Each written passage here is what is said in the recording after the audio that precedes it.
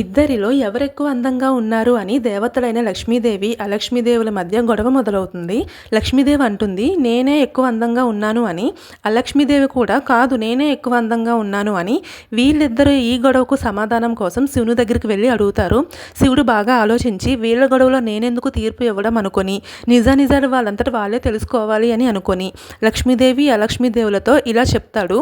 భూమిపై నన్ను ఎంతో ప్రేమగా కొలిచే నా భక్తురాలు ఉంటుంది. ఆమె దగ్గర మీకు కావాల్సిన సమాధానం ఉంటుంది అని. ఇద్దరు ఆ భక్తురాలు కోసం వెతుక్కుంటూ వెళ్తారు. ఆమెను అడుగుతారు, మా ఇద్దరిలో ఎవరెక్కువ అందంగా ఉన్నారు అని. శివుని భక్తురాలు బాగా ఆలోచించి ఇలా చెప్తుంది, దూరంగా ఒక చెట్టు కనిపిస్తుంది కదా, వెళ్ళి దానిని ముట్టుకొని రండి, ఎవరు అందంగా ఉన్నారో నేను చెప్తాను అంటుంది. లక్ష్మి, అలక్ష్మిలు ఆ చెట్టు దగ్గరికి వెళ్ళి దానిని ముట్టుకొని తిరిగి వస్తారు. వాళ్ళు ఆమెతో అడుగుతారు, ఇప్పుడు చెప్పు మా ఇద్దరిలో ఎవరు ఎక్కువ అందంగా ఉన్నామని. ఆ భక్తురాలు అలక్ష్మీదేవితో చెబుతుంది, దేవి నువ్వు వెళ్ళేటప్పుడు చాలా అందంగా ఉన్నావు అని. లక్ష్మీదేవి వైపు కూడా తిరిగి చూసి, మాత నువ్వు తిరిగి వచ్చేటప్పుడు చాలా అందంగా ఉన్నావు అని.